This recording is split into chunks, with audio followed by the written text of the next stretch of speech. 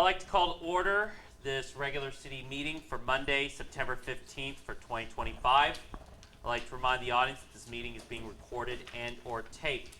I'd like the clerk to note that every commissioner is present except for Commissioner Siemens. Before we begin each meeting, we start with the invocation followed by the Pledge of Allegiance, and tonight I will lead us in prayer. Dear Heavenly Father, we ask that you guide us as we conduct the business of tonight's meeting. We ask that we work together to compromise and to come up with good decisions and to always remember that we serve on behalf of these citizens. We ask that you continue to bless all of our great city workers that give up a lot of their time for the betterment of our city. And last but not least, we ask that you heal our nation as we've dealt with many issues over the last week or so, especially with the death of Charlie Kirk. We ask that you try to help us to find again the great compromises that makes our nation great, and to not label us as Democrats or Republicans, but to label us as all Americans. In your name we pray. Amen. Amen. Amen. Thank you. I Pledge allegiance to the flag of the United States of America and to the republic for which it stands, one nation, under God, indivisible, with liberty and justice for all. Okay, before we begin, of course, we must approve the agenda. Gina, is there any additions or anything that we need to kind of add here? There is, Your Honor. I would like to add at the beginning of the business a discussion on the green trails. Okay.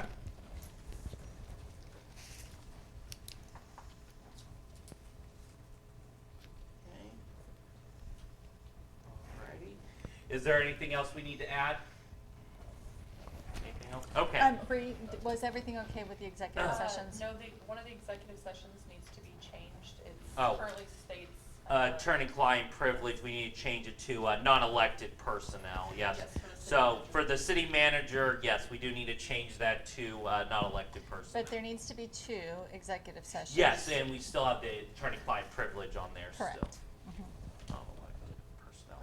And then, okay, I think then so for everything else, we are still good to go then, I'm assuming then on everything else? Yes, sir. Free? Okay, all right. With that being said, with the changes, I'd like to make a motion that we approve the agenda for Monday, September 15th with the amended changes that we've added to the agenda. Second. It's been moved and seconded that we approve the agenda for Monday, September 15th, 2025 with the amended changes as presented. All those in favor, please say aye. Aye. Okay, agenda is approved. Moving on now to minutes. I'm assuming we've all had the time to look over those minutes. Are there any changes, additions, anything like that? Okay. With that being said, I'll make a motion that we approve the minutes from September 2nd, 2025. Second. It's been moved and seconded that we approve the minutes from September 2nd, 2025. Any other discussions? All those in favor, please say aye. Aye. All right. Minutes are approved. All right. With that being said, we'll kind of move on to business. This will be kind of business 6.1, discussion of the green trails. Miss Regina Gall. Thank you, Your Honor. So the Green Trails, as many of you know, has been a treasure for our greater community. There's, beginning with January 1st, the first day hike, and a number of people use the trails on a daily basis. So what a lot of people don't know is that the ownership of the Green Trails has remained with a member of the Green family. So there was at one point a contract with Wildlife and Parks that Wildlife and Parks would maintain the trails. Wildlife and Parks, the Kansas Department of Wildlife and Parks spent, they were very good stewards of the land, and they created the trails and they maintained the trails for many years, including the signage and the pavilion.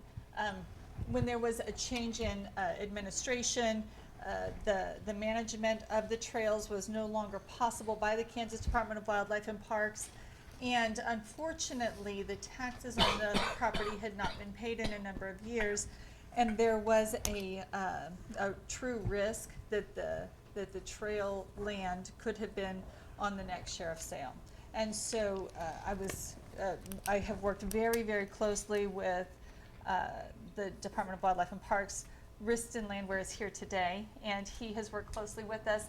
The city was approached, and we wanted to acquire that land so that we could maintain it and continue the use by the general public, as they have done for many, many years. However, the purchase of the land was not part of this year's budget. And so we worked very hard with applying for a grant with the Kansas Department of Wildlife and Parks. And we were granted, we were approved for that grant in the amount, it's amazing. So the cost of the land, we had to pay fair market value for the land. The land was appraised at $250,000. That we did receive approval from the Kansas Department of Wildlife and Parks for a $200,000 grant. There had to be matching funds. We didn't have those matching funds, and so the People's Bank Heartland Foundation stepped in, and we applied for a grant with them, and they paid the city's cost share of $50,000. And so we have representatives of both of those entities here today, and I would very much like for the commission and the community to demonstrate our appreciation for both of them. Riston and who is here from the People's Heartland Foundation? Tanya and Kimberly. From the bottom of our hearts, we thank you both so much, Riston, Tanya, and Kimberly, for all the hard work you did in partnering with the City of Pratt and making sure that we could keep this land and keep it in the public's for public enjoyment. So thank you very much. We very much appreciate it. So it's going to be great, especially I think a lot of people use those trails, and over the last few months, they've noticed the trails have kind of deteriorated. But now that it's under city property now, we're looking forward to rebuilding it, making it look nice, and for generations to come to enjoy that. So again, we appreciate all you guys have done to help us out on that. Any other commissioners want to? No, thank you. It was a miracle. There's no way that we could have accomplished the acquisition of that property without these two organizations. And so their partnership with the city and with the community is huge. Okay. All right. With that being said, I guess we'll kind of move on then. So, all right. With that, we'll now move to 6.2, discussion and/or approval of the Pilot Club seeking a grant for 6th Street Park Improvements Project. Lori, please come on up.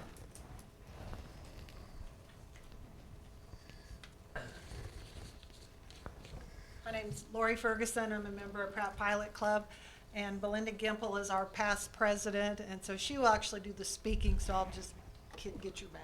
Okay. Wish you had a shorter podium. Can you see me? In 2018, the Pratt Pilot Club envisioned and completed the first stage of a one-of-a-kind park for Pratt and the surrounding communities at 6th Street Park. We then added, with the help of the Rotary Club, outdoor exercise equipment. Last fall, we added 2 trees to add shade in the future. And the Pratt Garden Club, who a few of the members belong to both clubs, added a beautiful bench. Now we're ready for the next phase. The next phase will provide ADA compliant ground cover to the already established playground. As previously stated, the playground equipment has already been installed and enjoyed by a lot of kids through the years. The ADA compliant ground covering would be replacing the wood chip mulch that is there now, and it allows individuals with limited mobility to cross to the playground equipment. We have 3 quotes ranging from $88,500 to $146,000, and we're applying for a grant, and if received, it will only cover about half of the project. The starting date's undetermined until the remaining balance of the funds have been secured. This park is a one-of-a-kind park in Pratt and our surrounding communities, and it not only benefits Pratt, it not only will benefit Pratt County, but those who visit our town. Our purpose for being here tonight is first, to ask permission to proceed with this project. Second, to ask for help from the Parks Department to remove the existing wood chip mulch and the plastic border that goes around the park, or the playground. This would take $11,000 off of our project amount. Third, to ask the Park Department to maintain the turf that we're wanting to put down and future maintenance, and to say that any and all help towards the project would be appreciated. The Pratt Pilot Club would continue to work diligently to secure the remaining balance through money-making projects, private donation, and other grants. And in closing, we'd like to thank the City of Pratt and the Parks Department for all of the hard work they do to help maintain the playground and the train for the Pilot Club. Danny Quint and his crew give 150% to our beautiful parks, and we want to acknowledge their service to our city. Thank you. Any questions? So the surface that you're going to put down, you called it turf? Yes, it'll be kind of like the turf on a football field. Okay. So can they repurpose those chips and that border somewhere Yes, else? he said he told us it wouldn't be hard at all to just, use a skid row and pick it up and move it to someplace else. Okay. And they're pretty thin now. They've been down quite a few years, so they're pretty thin.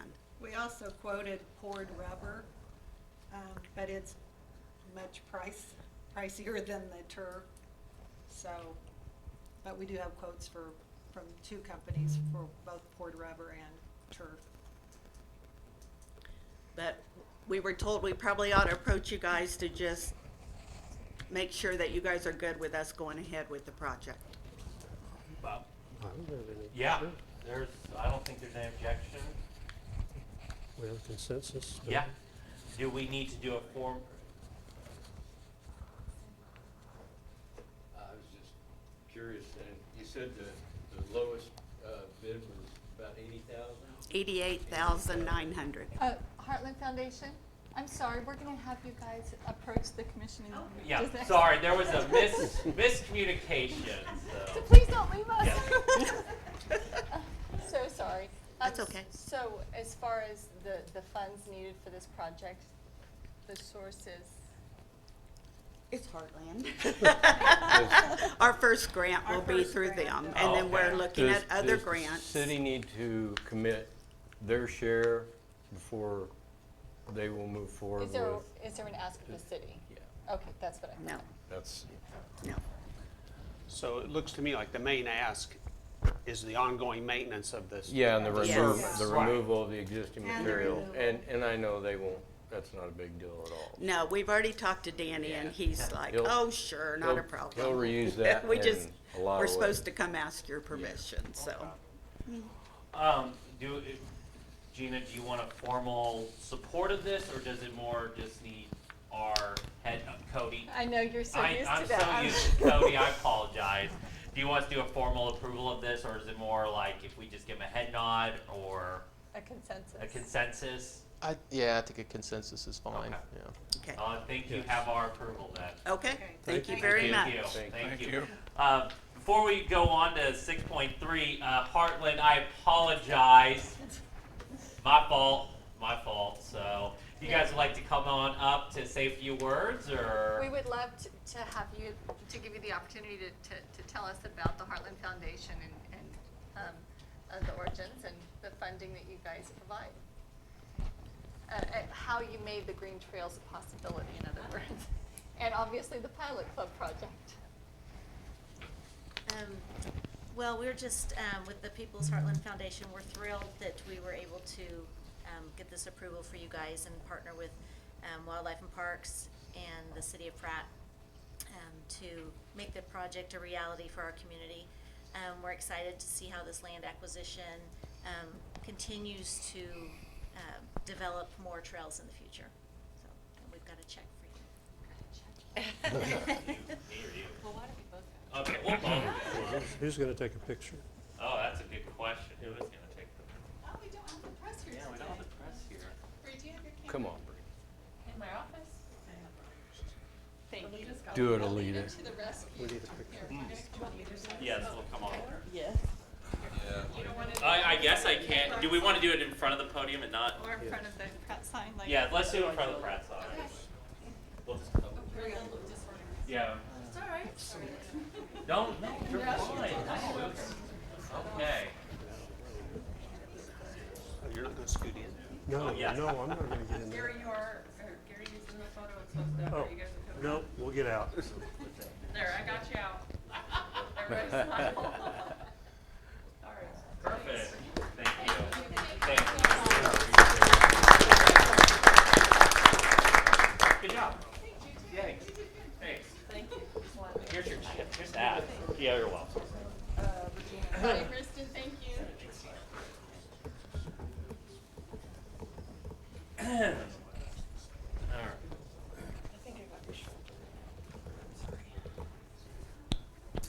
All right. Moving on now to 6.3, discussion or approval of USD 382's request for parking, loading, unloading restrictions. Mr. Helfrich is not here. Gina, do we want to table this, or is this we go on and we talk about this? I thought,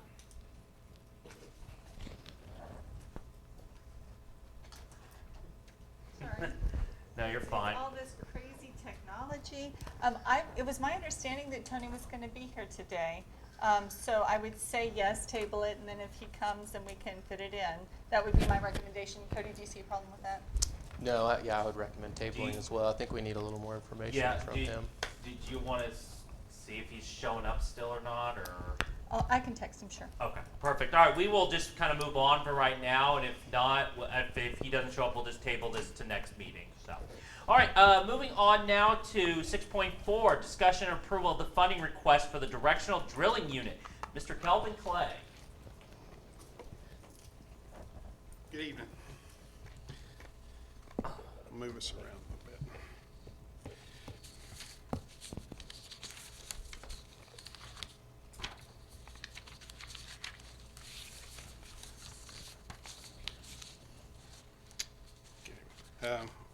Recently, we've been in search for a used drilling machine to help ease the burden on every department involved when it comes down to installing water mains. And in the past, the city has always used the open trench method, but modern technology has come along and pushed for a better way, a cleaner way to be able to get the job done. This method will still require some open trenching, but overall, we should be able to cut back on open trenching by 50 to 60%. Water main breaks and service line replacements will still require open street cuts. This equipment purchase is necessary and will provide significant benefits to the city of Pratt and several key areas. For example, this will help avoid prolonged closures in major intersections, improving traffic flows and public safety. It will increase efficiency for the water department, particularly when replacing water mains. This purchase completes the previous acquired directional boring equipment, e.g. Hydrovac, enabling full utilization of those assets. In 2024, Vermeer representatives visited Pratt and generously offered or provided several days of free on-site training. Their support and commitment to our community demonstrate strong working relationships and a desire to be considered for when the city is ready to make a purchase. Since 2020, the water and electric has been budgeting for a new boring machine, and based on the funds, we are now in a position to move forward with a purchase, and below are the options to consider here. So option one was a 2024 23 by 30 S3 used demo unit with 345 hours. That cost was $316,715.34, tax exempt. Our second option was a 2025 Vermeer 2330 S3. It was a new unit. That cost was $356,820.38, tax exempt. That model is not available, but I still have a price for it. My third option was to upsize to a 2024 D24 by 40 S3, the next size up. It was a new unit. The total cost on that unit would be $388,784.67, tax exempt. After reviewing these options, option 1 presents the best value. It offers significant cost savings up to $46,000 to $72,000 compared to option 2 and 3. Additionally, I contacted Ditch Witch Undercon and confirmed that they currently do not have any demonstration models available for sale. Funds to pay for this equipment would be routed through the capital equipment reserves 45, 454, 405. Calculated into this amount is the funds that will help offset the costs and leave the remaining balance in that line item of $21,455.00. My recommendation, I respectfully recommend that the City Commission approves the purchase for the 2024 Vermeer 23x30 S3 demonstration model from Vermeer Great Plains for the total sum of $316,715.34. Questions? So this has 345 hours on it. Do you know Yes. what the useful life of one of these is? I don't know if it's 2,000 or 10,000 hours. You know, I'm sure 10,000 would probably, and more, I would say. I mean, there's a lot of moving parts, but I know a lot of these people have these things for 10 years, 15 years, so. I think who's running the piece of equipment makes a big difference too. If it was a contractor, they get used harder. Cities tend to haul their stuff along because they know they gotta make it last longer. But I would agree, 10,000 hours would probably be a reachable goal. So the 345 is just the tip of it. Yeah. It's not. Yeah, it's never been meaningful. sold before. It's always been inside. Vermeer owned it from day one, and they just use it to Yeah, they take it to different take it places out, to drill. demo it for a day or two, take it back to shop, clean it up, set it for another demo. It's not being used day in and day out. Okay. So I addressed the commission at the last meeting and told you guys that this was coming. One of the primary concerns is that we have 2 crews that are working long hours over weeks at a time to tear up our streets, to fix the utilities underneath, and then the street department, so the water department, who, does the street department tear it up? Who tears The it up? street department does the cut. We remove the asphalt, then they come back in and backfill. So right now, we have a lot of potholes and areas in our streets that need to be addressed. However, because there has been so many leaks over the summer, the streets are getting torn up to fix the utilities under the streets, and then the street department is then filling in the holes and repairing the streets behind the water department. So they are following the water department around in order to make repairs instead of addressing other areas and streets around the city that also need repaired. So this boring machine doesn't only affect the water department. It affects the water department and the street department. And the street crew is overworked as it is. So if you add up the man hours as well as the material that will then be able to stay rested and just deal with the boring underneath the street, there is considerable cost savings. There is an investment up front for the cost savings later on. And Kelvin has been putting back for this piece of equipment for how long, Kelvin? Since 2000, year 2000. So for 25 years. 2020, I'm sorry. Oh, that's, well, I was about to say, wow. Well, Kelvin yeah, I has have it worked in my for the water notes. department that long. Yes. That's should have glanced at my notes. I'm sorry. That's all right, Calvin. But what you're paying to rent horizontal units, this will probably pay for itself in 5 years. Well, currently, if I went back for the last 6 years, I think we were around the 80,000, and that included the airport. But here's the thing: there's so many other jobs that we wouldn't have open trenched if we had this machine. So there again, we have a lot of holes out there, and maybe we could help out other departments. But also to throw in there, we had like 90, I think close to 90 street cuts this year just repairing leaks, and plus 3 blocks of water mains. So. And Kevin, is this the same company that I don't think that it is, but we had a demo do a bore in our Lemon Park last year in order to get a water line to the other side of the park, because we didn't have water. And That was them. It is the same company. And they did that for free as a demonstration. That is correct. Okay, and so now, we've lost a lot of trees at Lemon Park, and this bore, I remember the electric department was there and the water department was there to see the demonstration of this boring unit. And now Danny has water on the other side of the park by the ball field, so he's able to water the trees and do some other watering. And that was done without cost.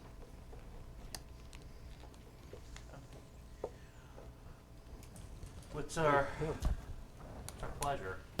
I'll make a motion that we approve the purchase of the 2024 Vermeer directional drilling unit for a total cost of $316,715.34. Second. What was that number again, Monty? I'm sorry. I have 310. Did you say? 316, there's a Yeah, 4 his service form is intervals. different than what he's proposing. Okay, so it's 316 and Do what you was see that? 316, 715, and 34 cents. Kevin, do you Seven. see the funding request? That's why they're confused. The funding. That's why I was. Oh, I see. The Yeah. funding request says 310, Yeah, 549. the reason why that changed a little bit, we wanted a service contract agreement put in there, so that number went up a little Okay. bit. So there's a lot of moving parts, and there's a lot of things that we want to make sure that's properly serviced. No worries. I just wanted to just clarify that. So what is the number, Kelvin? The final number is $316,715.34. Okay. All right. It has been moved and seconded that we approve the Vermeer 2024-23 by 30 directional drilling unit for a total of $316,715.34. Any other discussions? All right. All those in favor, please say aye. Aye. Okay. Thank you. Thank you. All right. I think now we'll go back to 6.3. Discussion and approval of USD 382's request for parking and loading and unloading restrictions. Mr. Tony Helfrich, USD 382 Superintendent. I would like the clerk to note that I will be recusing myself of this discussion and vote due to my employment with USD 382. So Vice Mayor Doug Meyer will be leading this discussion and the vote on this. So. Okay. Oh.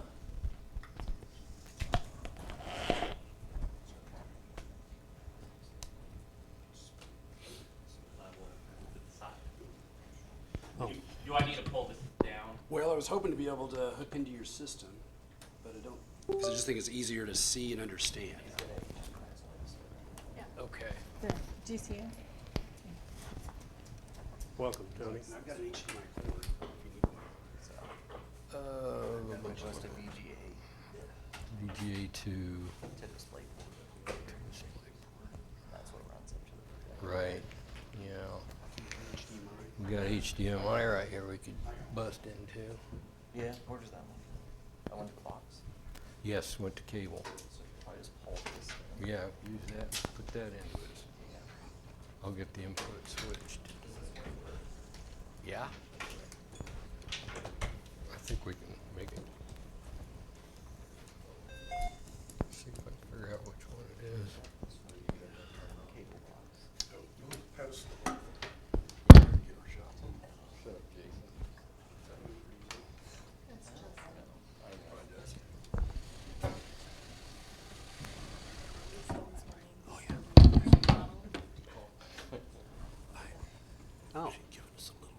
Super.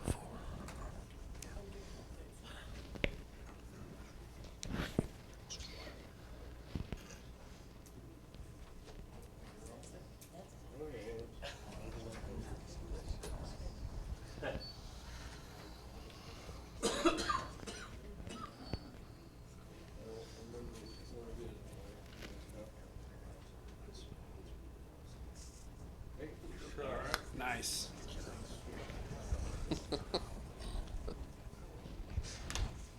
Okay, County, You guys ready welcome. for me? Hey, I appreciate that patience right there. So, what brought this up is, talking with Detective Aller, is that we had put up some signs there on 3rd Street where you see that red from going east from Taylor. And we used that as a drop-off and so a pickup and an unloading zone for kids from roughly 7:30 to 8. Those would be the limits, the outer limits of it. And then also after school, 3:15 to 3:45. Shorter after school just because it's more condensed. People tend to bring their kids really early, sometimes at the beginning of the school day. So we put some signs up there just to keep that clear so that it would work as a drop zone for those kids. For us, because we know the safest thing for our kids, we put out a video about this, is for kids to get out on the curb side of the vehicle and not to be crossing the street. So if that's clear, we know that people can use it, and then they will use it more likely, and so that keeps kids in a good place. And the football field is where they congregate in the mornings and play. They can also get dropped off, and I'll show it here in the next slide, they can get dropped off on 5th Street as well. So Detective Aller, Inter-Chief there, he received some pushback, and so that made him check into just what had been out there from a city ordinance perspective.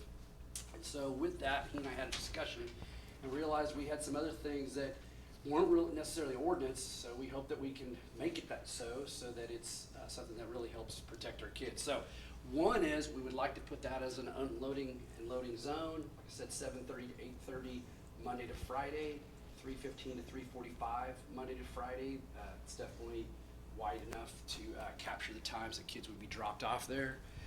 And then the other one is in red again, is that would be another drop-off zone, same time frame, 7:30 to 8:30 on Monday to Friday, 3:15 to 3:45 Monday to Friday on 5th Street, just south of the complex there. We see it in red. But also, we saw that the yellow, where marked in yellow says no. We have signs up to say no parking, or event parking only is what they currently say. I do believe for safety that is really important. I think the most dangerous piece with kids is kids running out from behind a car. That's the thing that scares me the most. And so by having that clear, as it always has been, and so far has not been an issue, I just don't want it to become an issue later where somebody would want us to take that down. By having that clear, people driving along that street, if they're following the 20-mile-an-hour posted limit, great, of course, but even if they would be going a little bit faster, you just have such a wide open view, and I think that really keeps our kids, both 4th and 5th graders who walk up that street and then might cross the Blythe after school, and certainly our high school kids who are crossing there in the morning and after school and all throughout the day as they come back from college classes, etc. So, I'd like to put that in the ordinance as well, because my understanding is that it's not currently there. It's so far always been followed. It's just been accepted. But I think with the other issue from the previous page coming up, this one just made us look at the other potential too that really we haven't so far had an issue with. So just do think from safety. Like I said, the drop-offs, the two in red, the key is to have that place where kids can get dropped off curbside so that those don't become crowded, and where parents are then dropping them off on the opposite side of the street. And that's again where a kid's now going to come crossing right in front of a vehicle. And that's what worries me the most, right in front of a vehicle plus across the street to go with that. So that's the goal. So what are we doing tonight? Do we need to approve this? It's already been done, or? So I think that Tony is bringing a concern of his. I know that Chief Oler also has some concerns. I think Russ does too. And I think we're just having the discussion to come up with the best possible solution Cody did an email for us on what's required, what's gonna be required in order to authorize 382 to issue these signs, I believe from Cody's email, is a simple motion Yes, or a resolution. Yeah, a motion or resolution allows it pursuant to city code. Okay. So, Joe, could you share your concern? I did. I received a citizen's complaint about, in the previous slide, on West 3rd, the loading zone. We had a citizen that resides in that area, sent me an email with multiple vehicles parked in an event. There was a JV football game going on there, and currently, the way I understand it, those loading only zone signs didn't have hours posted on it, correct? Correct. And he We was did take those off. right, Take those down pretty right, fast. and which prompted me to go out and review the signs because I was blissfully unaware that they had been erected, and I called the street department and inquired if they had put the signs up because it hadn't gone through our office, or I wasn't aware that if they had gone through their office prior to my appointment into the position. And then I began looking at the process about establishing no parking zones or modifying parking zones in the area and what that process looks like and, you know, how we need to proceed with that. I don't have opposition to that, the loading zone on West 3rd Street. It just needs to be handled properly. And then I began looking at, on the south side of the high school and the ACE building, about the event-only parking and whether or not that was ever adopted as, you know, into ordinance or through resolution. And I couldn't find any documentation as such. And just the enforceability and also the loading zone that was established on the north side, on the south side of the ACE building too.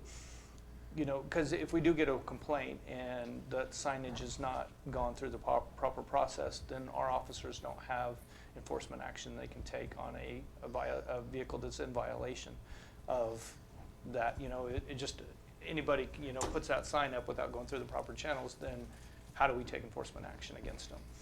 The event-only parking that's between, on the north side of 5th Street, south of the high school, there's a row of event-only parking signs there. And Russ advised me in this morning's conversation that they'd been put up there, you know, several years ago. You know, and trying to educate myself on how this process works, I looked under the city ordinance book, and the process basically is if a firm or a corporation or an individual has a request, the request goes to the chief of police office and then is presented to the governing body for consideration, recommendations, and then once those recommendations are approved by the governing body, then they go to the city clerk, and then the city clerk notifies the chief of police, the street department, any other entity that would be involved in erecting those signs. So I just think it probably needs to be done right to correct it for, you know, any potential future issues.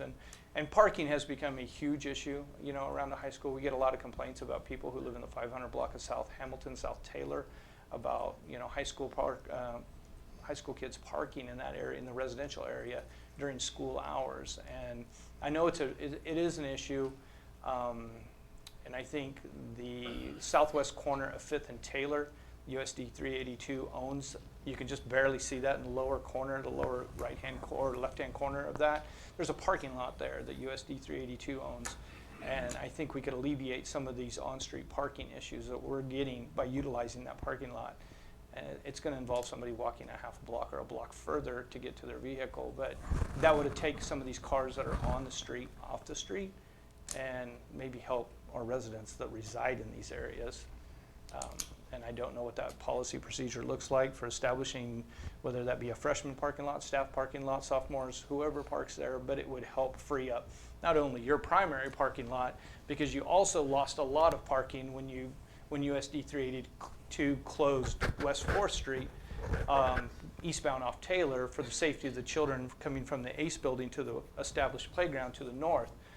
There was several vehicles, you know, years ago before this happened, there was vehicles that parked in that area. Well, that's not available to students anymore.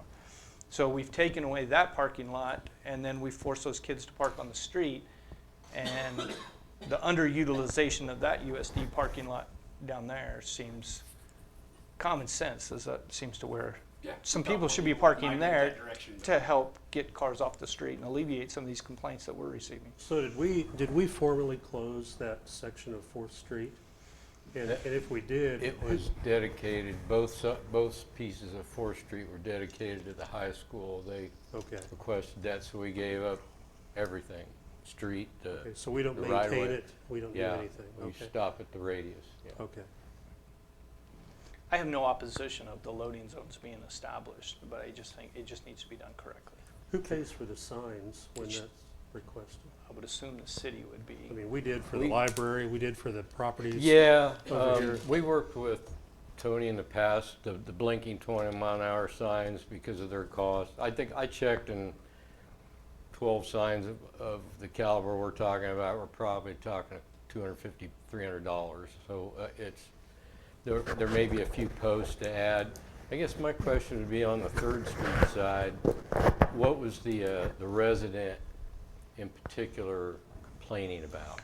The establishment of signs that were put up, there was not a time frame established in those parking. It Okay. just said loading zone, no parking loading zone. So And- at 4 o'clock or 5 o'clock in the afternoon, Right. the JV football game there was a bunch of referees and fans parked there, and he sent me 5 screenshots of vehicles that illegally parked there. Right. But they were not, and then our officers responded to the complaint, and they're like, well, these are not enforceable signs. Right. This parking was not established correctly. I mean, I don't think the no parking signs are a bad deal and having a frame of time, but splitting it up and having 2 separate frames of time, to me, makes it difficult. You should just go 7:30 to 4 o'clock, and rather than divide it up and get detail about it, just do it from 7:30 to 4. When the kids are gone, people can use it for parking then.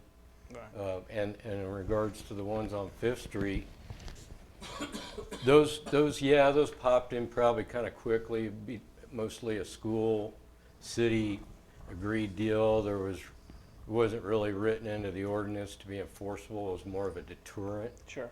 But you're right. If somebody wanted to challenge that directly, you guys wouldn't have much to stand on. So Right. And that's just a legal. Right.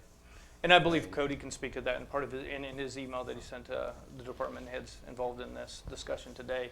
The event parking, how do you establish, whether or not, if I have my student that goes to USD 382 and she was having a pep assembly at 1:30 and I parked there, I'm there for an event. Am I legally parked? Yeah, probably. So I don't know how enforceable that event parking only is ever going to be, because how do you define the event? We all understand there's probably a football game and a basketball game that you can legally park there, but the school holds events between 8 o'clock and 3 o'clock every day. You do the same exact sign, 7:30 to 4 o'clock, no parking. And And, that yeah. should eliminate, Yeah. the traffic you're talking about for the kids' safety and accommodate the after-school activities that you typically have. Agreed. Yeah, like a Monday through Friday. Jeff, That's the other thing, is we gotta dictate a day on there too. Yeah, and maybe it should say while school's in session. I don't know, because they're Yeah. like particular today. You could have been parked there, legally parked there, but because school's not in session. Right. So why should somebody be discouraged from parking there Yeah. when Because if you school's not put even Monday open? through Friday, then in the summer, when everybody's out of school, then it's, if you, I guess, while school's in session or. It'd be similar to like reduced speeding zones and school zones. They generally have Right. language on there, on school days or Sure. something to limit it to only when school is open. So, but yeah, I would agree the events, parking, it's not enforceable, both legally and practically. I think the better option is just to limit the parking within those hours. One of the issues with it too is Kansas has adopted the manual on uniform traffic control devices. So if we're putting up signs on the street that control traffic, we have to follow that manual. And I don't think, I looked at the manual, I don't think event parking, just a generalized statement like that would meet that. So, but they do have specific examples of loading and unloading zones with the time frames, and then of no parking for a certain time to a certain time. Those all fit within the manual, and those would be acceptable. So, but yeah, I think pretty much every point that I made in my email response to everyone has been made, but yeah, I think that what's been discussed is probably, if the commission approves, is the better way to move forward on it. So I don't think any of us are in disagreement that this is okay. We just want your recommendation on course of action for tonight on how to make it proper. Is that- Correct, yeah. And if the commission approves these locations, another thing that's done is it's added, there's a map that is supposed to contain all the traffic control devices on it, and so that would be added to the map. And that would be yet another thing where, you know, if questioned whether or not those were legal traffic control devices, if they're on that map, it shows that that's basically a representation that they've been approved by the commission, to where if you all do approve this by, you know, just a simple vote, you know, it's not an issue of someone really having to go through and search the minutes to see whether or not it was approved. We can just look at the official map, and if it's on the map, then we know that it's been previously approved. And so we're also establishing a process from this point forward for future signage, I guess. And I think that would be helpful, because when I began researching this, I pulled out the ordinance books and I wanted to see where no parking or altered parking had been established throughout the city. You know, I can find that in school zones and stuff in ordinance, but you can't find anything that says this date and this time is when we established this 100 block of, you know, South Taylor as a no parking zone. So from a law enforcement's perspective, before you take action against somebody, you want to know that you're backed up by law.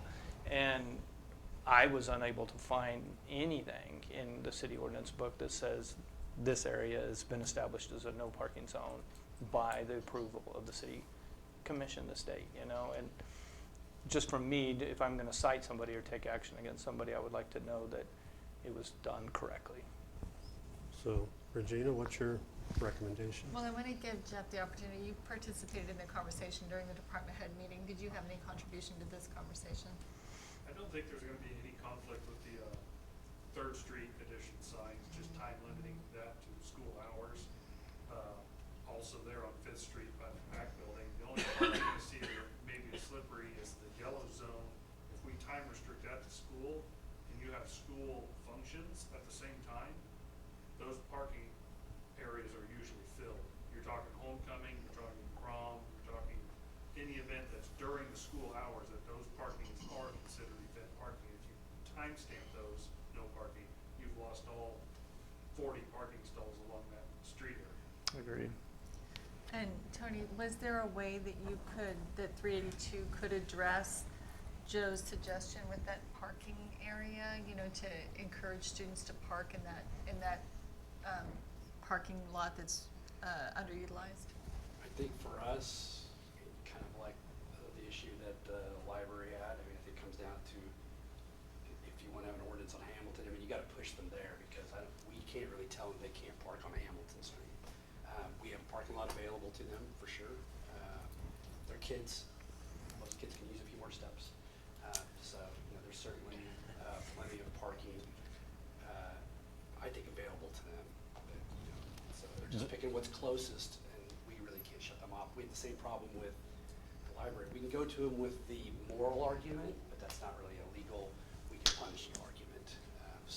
And we did do that with the library, tried quite a bit. It worked for several years. Kind of know how it is. It works, but it doesn't work. And I was going to come back, and I don't know where this body would go. You know, the event parking. Right now, the way it works has been great for us. And we've never asked anybody to, you know, write a ticket. And Joe and I had that conversation that, you know, we just knew if we put it up there, people would just basically respect it, and we kind of moved on. But the yellow, you know, that no event, so far it has just worked for us. Nobody's challenged it. There's just kind of an understanding, as Jeff pointed out, definitely some day events, people will park there, but it's like a whole different situation. It probably comes up maybe 3 times, maybe a little bit more than that, maybe an early game, but for the most part, people have always just respected it. It has not been an issue. I just didn't want to lose it, so didn't know if we needed to go through this process. I don't know if this is one of those situations where you want to wait until it is an issue, if it's that easy to change it. But also, before we move away, I didn't put one on here, and I want to show it as well. And I heard Joe mention it. So your west west of the football field there, or Zurich, along Taylor Street. Those have probably been up forever, certainly been up all my 15 years here. There's no parking along there. I would think it's because if you park on both sides of that street, you can't get through there with two cars at the same time, and you can really jam up and try to go to school. You get that kind of traffic. Probably the thinking, I'm sure that was the thinking behind it, but that would be another set of signs. Nobody's ever challenged them. We don't have any issues with it, but it wouldn't come under any kind of ordinance. Right. Yeah, and I don't know, I agree with Cody. I know, just in reading the code book, it doesn't look like it requires an ordinance to change these or put them into the new rules, but I guess, you know, to start establishing this as a process that's done correctly, rather than erecting signs and then ex post facto, we're trying to fix what we already did. That's what I think we're trying to accomplish. Yeah, I mean, I think a message does need to be sent to the community that you cannot just erect signs without city approval. I mean, technically, it's in violation of state law. It's in violation of our standard traffic ordinances as well. Unauthorized signs are in violation of the law. So I think going forward, the practice certainly needs to be, you know, entities are coming to the city first before erecting any signs, at least on the street. Now, obviously on private property and things like that, that's a different story. But when we're talking about a public street where the city is tasked with the you know, enforcement of safety on those streets, and just over the control over you know, the directional flow and everything that goes along with that, you know, the city needs to know what signs are there, because it really comes back on the city. Well, that's occurred on Main Street, you know, with specific businesses. They've erected their own sign, and they've been there for a number of years. But I always thought there was a process, but there evidently isn't. Well, I think there's definitely in the code book, and there's an established process, and it's basically just a written petition to me as the chief of police, and then once that, then I can do a study of it or a recommendation and say, yes, I agree with this, or no, I don't, and then I make that recommendation to you, the commission, for the final decision, and then it's then sent to Bree, who says this is a recommendation that was approved or disapproved by the city commission this date and this time, and this is the action that the street department, police department shall take. But I'm still unaware of where I go to find what, if that was done 5 years ago, how do I find that information? You know, and maybe it is in that map that Cody mentioned, that it should be established in a book where an officer gets dispatched to 3rd and Taylor, you know, tomorrow. If this is, how would he know that that had been adopted as a correct resolution, or to where he can take that enforcement action? Because it's certainly not in the code book. So what should we do tonight? What's the pleasure of the commission? Or Regina, your recommendation? Well, I'm going to stand behind the department heads. I think that you should follow Joe's recommendation along with Cody's recommendation. I don't think that they're out of alignment. But I also think that it is important, like both of these gentlemen are stating, that the public knows, even if you have a storefront property, you're not allowed to relegate parking in front of a storefront without city commission approval if it's a public street. So, anyway, just that it's easy for me to punt. Joe, could you explain what your recommendation is for the commission to vote on tonight? I have no opposition to the establishment of the West 3rd Street loading zone, as well as the south side of the ACE building. I don't know. I think there's further discussion on that event parking only. Like Jeff mentioned, there are events that are held during the day, and losing that parking is going to be significant of a burden. On the residences? No, on attendees. If my daughter had a 3 o'clock volleyball game and I parked there for an event, now I'm in violation. And if we make that a no parking zone, then you're in violation, period. No matter when you park there. So I don't know what the fix is for that location. If you do establish it as event parking only, a patrol officer, I don't know how you would ever take action against a car. I don't think that Cody's saying we can.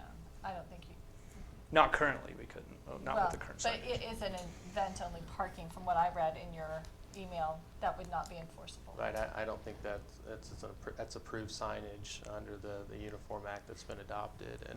And again, I don't see how we could enforce it. I mean, you have to be able to define what event is. You have to be able to state, the times of the events. It would just, if someone received a citation there and took it to court, I don't see how I could prosecute it. Without those definitions, it'd be deemed too vague for a court to enforce. So, I get it. It's a tricky situation. I mean, there's two concerns at play: one, safety; the other, availability of parking. But unfortunately, we're kind of limited to what's available to us in terms of enforcing these kind of things. Jeff, did you have a comment? What's the exact verbiage of the signs? Is it school event parking only or event parking only? Event parking only. Event. Or if we adopt it to school event parking only, No, it's still too big for a Yeah. court to Still too big. enforce. I think you need to generalize the whole thing with a set time span and during school season, or however you want to keep it simplistic and keep it from, and I think you can have the same sign, do the same job in all the locations and separate public access to the students' access. So this is what I think we should do. What regulations do we agree on? Let's start with that. The establishment of the loading zone on the north side of the football field, and I think on the south side of the ACE building, I think those are fine. I think we can approve that. I don't know how we overcome the event parking. Well, so for tonight, can we just approve that? Yes. Carve out the event-only thing, do a little more research, because you haven't had any trouble No, we haven't. for years. No. And so we agree that they're probably not correct, so we can address that. That's not an expeditious thing tonight, I don't think. No, we're good. We just want to be, we don't want Right, to be. but we can address it. Because we realize we did something that we shouldn't have done, so we get that. So we're also not wanting to lose those things that have just become so standard that have been, I think, good for kids' safety. So for tonight, the signs on Third, you want a time put on there? Yeah, I believe that's gonna be fine during school hours. Is that physically capable? Yeah, I limited it just to try to accommodate, but if that's clearly. I mean, you can physically have somebody modify the signs to, Oh, we'd have to get new signs. Oh, okay. Correct. Yeah. But that was the other thing. We used what we had. Okay. Save money. all right. And I think if you establish something while school's in session in there, that helps too, where, okay, it's, spring break, and if I park there and school's not in session, I'm not in violation of a parking ordinance. Right. So, We used to have that same thing over at Southwest School, because we had to put up signs on New Street to keep people from parking there, and then the resident had to suffer the rest of the year because it specifically said Yeah. those hours, not while school was in session or anything Right. like that. so a motion will satisfy both of you tonight? Or a resolution? Well, Doug, can I ask about 4th Street going east? Is that event-only parking? Oh, I think they, so the Fourth Street, the Third? part that's within our property? Third Street going east, is that event-only parking? No, for Third Street, this would, for us, would be a school and unloading, loading and unloading zone. Honestly, of course, we really want it to be used as parking, for ball games, football games. And then, Tony, also with the parking lot that we were talking about that's underutilized, that you can't really force the kids to park at, could that be employee parking?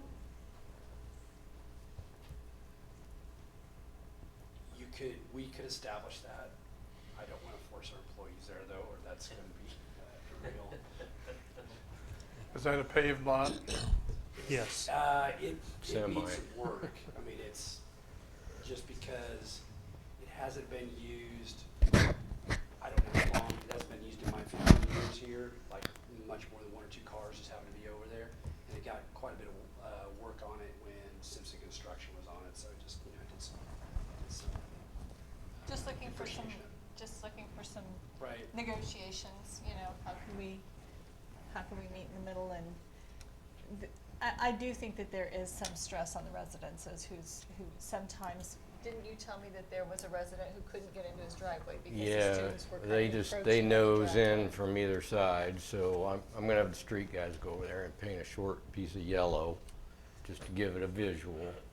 And I'm sure they're in a hurry and trying to get into class, but, you know, they just wanna get in and out of their driveways, and it's not only narrow at the entrance, then you've got cars probably on the other side. It makes it pretty tight to get in and out of there.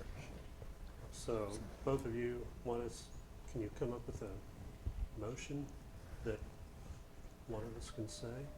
Or do you want to do a resolution? Or what's your pleasure? I mean, So before you do that, I'd say I'm opposed to the event parking. It seems like if it's between the hours, well, before 4 o'clock in the afternoon, you're giving up all the safety that you hope to gain by not having people park there. During the event, you're giving up that safety by allowing cars there and having kids cross in between. So I like the specific hours of when you can park there. and to answer your question, I mean, I think Chief brings up a good point in terms of the process that we currently have. You know, I do think it makes sense to add some additional, you know, documentation of these types of actions so that if questions, there is an easier process to go back and look. So, you know, we could do that since the code currently states by resolution. That would be in writing. I can, if we want to table this to the next meeting, I can draft a resolution that contains all of this information so it's crystal clear what's being approved. And then we have it, you know, in our records. If it is ever questioned, we can go back and look at it and show that you all officially voted on it and approved it. I think that would be a good course of action Okay. to do that. Do you, Gary, do you agree? Yeah. Lauren? Be fine. Okay. Is that good with you, Tony? Yes. Are you available to come back, Tony, or at least to review the sign and let me know, you know, whether or not that you are in agreement with it? The next meeting is October the 6th at 5. Russell said even though he's short-timing it, he could put together a map. So you two will I could coordinate put together exactly a what you want on drawing the signs and. with the Okay. proper information on how it would present itself based on, I order my signs through an MUTCD, Yep. the approved stuff. Okay. I'll put together a drawing of what I think will satisfy everybody's desire, maybe a couple versions of it, let you look at it, you can maybe follow along with the verbiage That sounds after good. that. Yep, I like that. And Joe, in the past, it's been complicated, but I will tell you what people have done when motions were made that were binding, is you'd have to research the minutes. And so then you go to the city clerk and you ask, when was this agreed to and where is it in the minutes? And the Right. minutes would be binding at that point. But I do agree that a resolution is easier to follow I and agree. research. I did have the loading zone you're establishing on West 3rd Street. The students that are unloading there, which building are they going to? Ace Building, Liberty, both? So our purpose there was to make the flow on Fifth Street be less. Liberty students then, or No, Ace Building those students? are PAC students, so that 4th and 5th grade students. So they're. So it's actually physically further for a child to walk, other than they don't have to cross the street from West 3rd than the parking lot that USD 382 owns just south of the Ace Building. That's literally across the street. Well, so in the morning, our kids are all congregated right there on the football field, so that's where they play. Gotcha. So they come out of there, they're right in the field, so that's the closest place for them to be dropped off, where they're waiting maybe 10 to 20 to 30 minutes, depending on how early their parents bring them. And that's where we walk them in, so we line them up on the 5-yard, 10-yard, 15-yard line. Gotcha. We walk them in, and then after school, we also take them out there and release them from there. Okay. So we like to get as many kids out that direction as we can, and we can't just stop all the kids. But we try not to let them all fly out the front and across Fifth, just because there's a little more traffic flow there. So when we came into the new setup, we just felt like if we had those two drop-offs, it would keep Fifth Street from getting quite as crowded, congested. Are they utilizing that? Yeah, by utilizing. Are parents utilizing that now? Yes, Third Street's really the most common that I see. Definitely is the drop off in the morning. Okay. And honestly, it's really been mostly clear. We've had just one person who will often want to put a big trailer there. There's also kind of a sight line hazard. Yes, I am aware of that. Really, for the most part, and I think it's even on there in this particular shot. Yes. For the most part, it's generally clear on its own. Yes, and that would be the concerned resident that reached out to me. Good. Well, thank you, Tony, and you Appreciate your guys will all time. get together, and Cody will write a resolution, and you'll come back, and we'll Yep. work Thank on you. it. Yeah, I Thank you. appreciate your time. Thank you. Or relinquish back. Yeah, Mike, last time we were afraid that we had a glitch with the video, so could you make sure we're good? Yeah, the video's still good. Okay, great. It's turning off. Okay. I do have, this actually has nothing to do with the parking around USD 382, but Joe, you brought it up though. You know, there are some signs on Main Street that have designated business signs on there. So, I'm just gonna ask, are those signs put there, those signs are technically put illegally then, correct? Correct. Yeah, they They're not were. enforceable.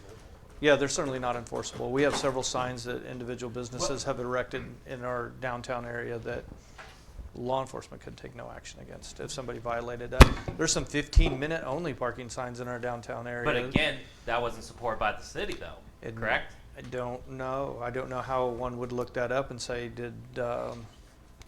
like I remember there's one with the dry cleaners on South Main. There were the Right. dry cleaners used to be that they established a 15-minute only parking. Right. I mean, How there's a was couple- that done correctly? I don't, today, how would I ever know? And I mean, there's a couple coffee shops that have 15 minutes or Right. only this business only. So my question is, if I would park there and say I just go to the Club DS instead, does that mean I can't get a ticket, you can't find me, so. There's two in front of this building. So. Who put those up? Yeah, and and the So- enforceability of them, I don't know. Well, a big difference, well, this came up a little bit when we were talking about the library, and I just want to briefly distinguish between what we're doing here and that. I mean, the library is a different situation because it wasn't technically, you're not parking directly on the street. There's lots. And then also, that's a public facility, and we were talking about public use there. Right. To where when we're talking about private businesses wanting to restrict parking to 15 minutes only, that's not a public use, that's a private use. That's for the benefit of the business, really. Yeah, so my question is then, why did those people get, I'm just gonna ask the question, then why did they get the right then to put those signs there in front of their businesses, like? I would assume, I don't know, but I would assume they were erected on their own. So should And- we remove them? If we are trying to correct the past and making sure that people aren't allowed just to put a sign up, because technically then Skaggs Ace Hardware could do it. I mean, anyone could do it, bowling off supply. So what Russ is telling me, and we have worked very hard in the last couple of years to undo what has been seen as a good old boys club. Right. That in previous administrations, business owners would come in and get approval from previous city managers, or maybe a commissioner or a mayor, and then they put those signs up. And so they are operating, some of them, under the understanding that, no, I received permission from a city manager 10 years ago, and I was told I could do that, so how can you tell me that I can't do that now? So I'm just, even though we're now trying to correct it and saying that it's not legal. I mean, if we're trying to correct, again, I have no dog in the fight with USD 382, then why are we not correcting Private businesses. Private businesses. That's Well, just. I would just add, before we remove any signs, I think, one, we want to maybe review how the law was in previous years. I don't know if maybe, because it looks like what's listed on the website was back in 2024, so that's a pretty recent change in terms of unless it's just adopting all of them as 2024 based on when it was uploaded, which that may be what it's doing. But yeah, if a previous law on this topic said, as approved by the city manager, Right. and the city manager approved that, then I think technically it could be considered enforceable. But I think we need to review, this is kind of what I was bringing up with during the library, we need to review, one, what signs we have out there, and two, the history on them and how they came to be there, because we can't, I don't think we should take down anything, even though Until that's we not how we review do it now, And yeah. I agree, so I would say, just my opinion, I think some of them did get run through the room here, and okay, but I don't think it was followed through to the extent to help the officers. Agreed. Yeah, and I know parking is becoming a more prevalent issue in the city of Pratt, but starting my career in Lawrence, it pales in comparison to the challenges up there. And I know there was no way to go look through an ordinance book when I was on patrol in Lawrence PD, but I could simply look at a sign and look at the back of it. It had an indicator sticker on it that had the City of Lawrence shield on it, and we knew that was a city-approved sign, and I could write the ticket. That's a good idea. I concur. I think if we decide to correct everything, we should put the city logo, whatever that is, saying the city did approve of this to help our officers out. And that way an officer just knows. When Yeah. they look at the sign immediately, they know that they can take action Yeah. against it because it was approved by this body. I do think that's a good idea, so. So this- one example that Russ is giving is, last year, this body, Yes. approved of tenant-only parking Yes. in front of some, residences on Main Street, and it was done correctly because Yes. it was done here with commission approval, and the ordinance allows for upon proper motion. And I remember that, and I But Joe agree. wouldn't know that. No, Yeah. I was familiar with that, and because I don't know if I attended that, but I do remember hearing that and some of the difficulties how would I know that that Yeah. person that was parked there lived in that residence? That's an impossibility. From a patrol stance, how would that's a whole different kettle of fish.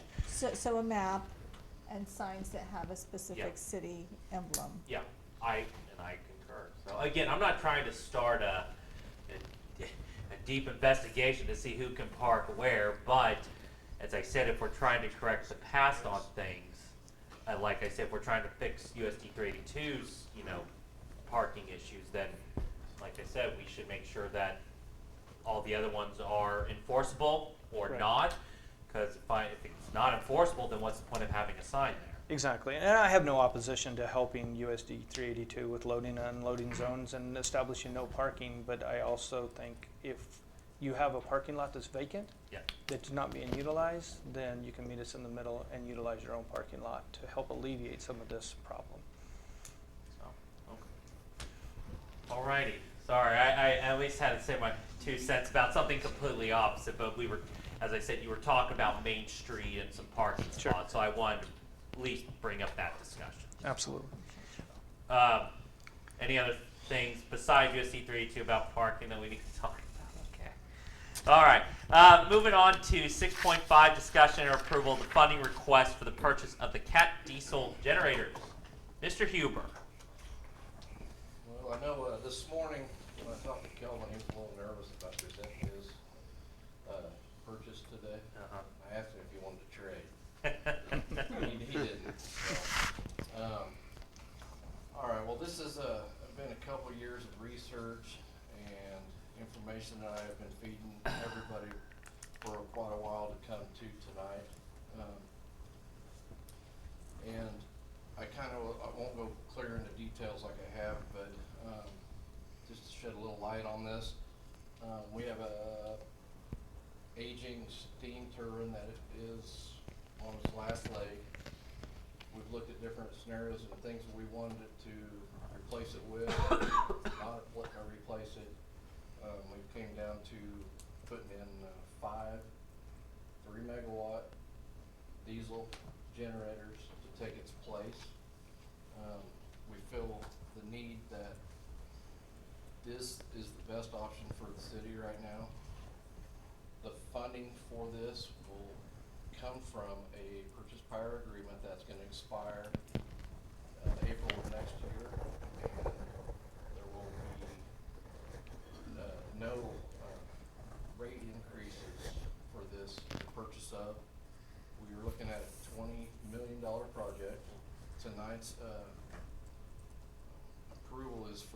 $14,200,000. That's for the generators itself. For five. That's for the 5. Okay. I have been in contact with Caterpillar off and on for the last couple months. Cody's been hashing out this agreement for a month and a half maybe, so we finally have came to an agreement on that.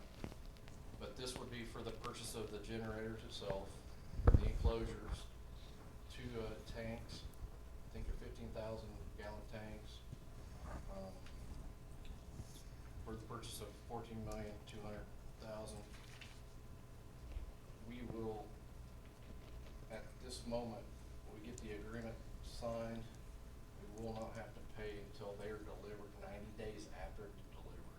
So it's fortunate for us that another entity backed out on these 3 units, first 3. And that's why we're jumping on this while we can.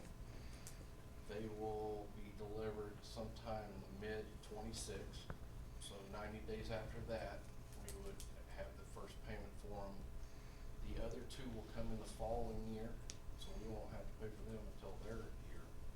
So we've reached out to the bond council, and since the delay is so long, and we looked into this, getting a bond, we won't have to do it until later in the year, next year.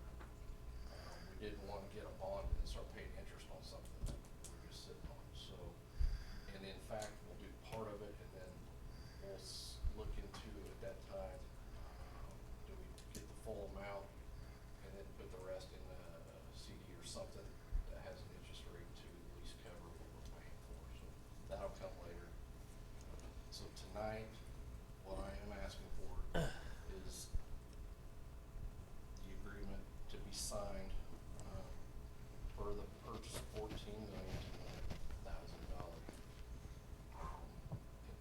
That's a tax exempt equipment. Well, Jamie, I know this is. Oh, So go ahead, any questions? Oh, no. I was just going to say this. Jamie, I know you worked very hard on this. And, you know, the biggest thing is we have an aging infrastructure, okay? And, you know, the one thing, you know, I've been serving on here for 4 years, and I know every one of you guys and every department head have tried so much to keep a lot of things alive for as long as you can. But a steam engine you kept alive for 61 years, very impressive, but there comes a point where you can't do it anymore. And so, you know, I know you've done the research, you've done everything, so I just want to say thank you for all that. And so you have my support on this. But I just want to point out this is an aging infrastructure, we got to do something. And I just want to make sure I understood. I think I talked to you about Exhibit A from Foley.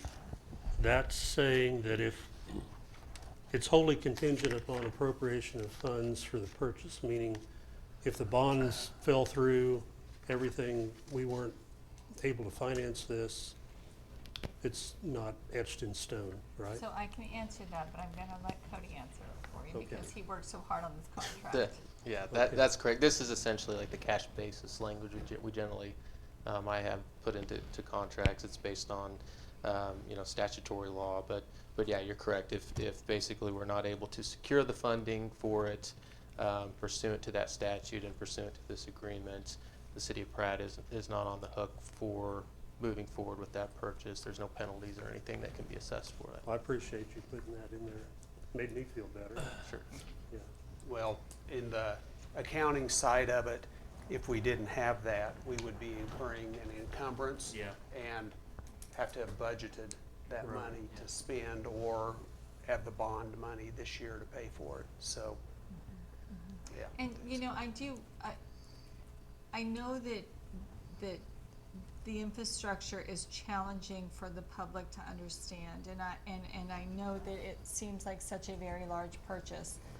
What I do want the public to understand is that we are required by law. We operate an electric utility. We are required by law to have enough backup generation for our peak load plus 15%.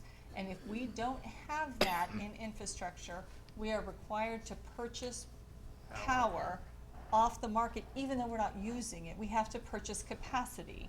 And so there are a lot of things that go into this analysis. And Jamie has worked for a lot of years trying to figure out how to do it. And I'm going to tell you that up until now, the commissioners have punted this problem down the road, and it is time for bold leadership to address it. It's a need that the community needs to do this, and if you want Jamie and his crews to do their job correctly, you got to give them the tools. And I have to agree with you, Gina. You are right.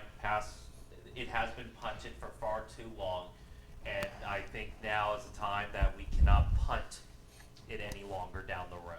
So I have to agree with you on that. Yeah, I think we're taking the right course. And I want to point out again, and as Jamie said too, there's no raising of any taxes whatsoever. This just comes out of our utility revenue, correct, Gina? It comes out of, the bond itself is attached to the utility revenue and the utility rates.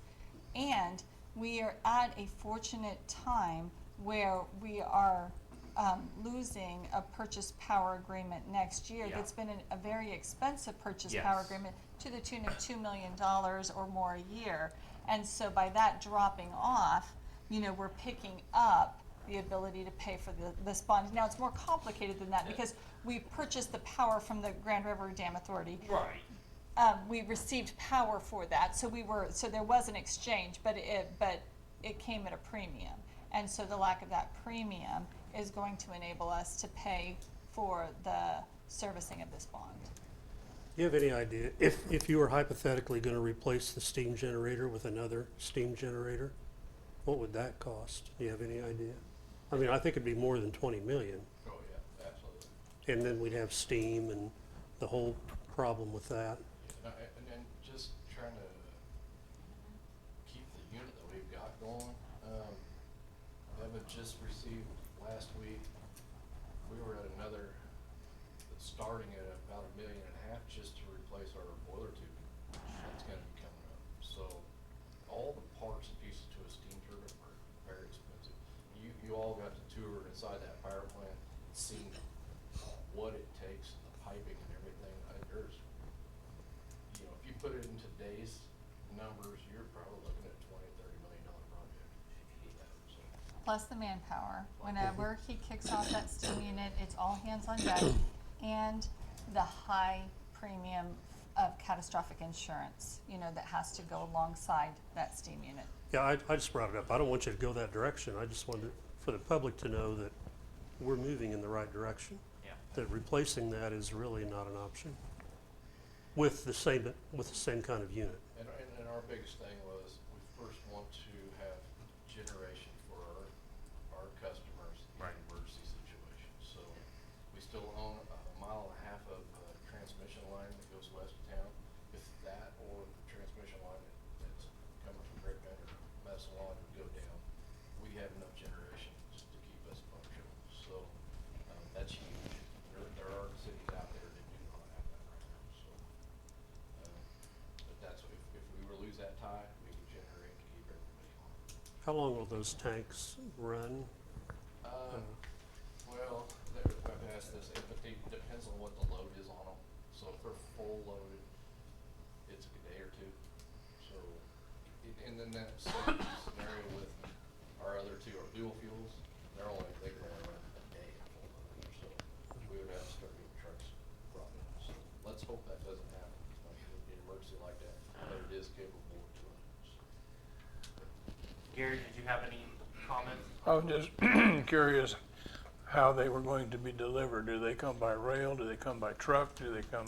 They will come on a truck, and we will have to have a crane come in and unload them. So they're around 60,000 pounds, I believe. So yeah, we've got work ourselves that we'll have to do is move a couple power lines just so they can get set in there. And the ones that the power line that's running is one of our own stuff, so that won't be a problem. Everything will come in on a truck. We set one, put the container over it, and it's done. So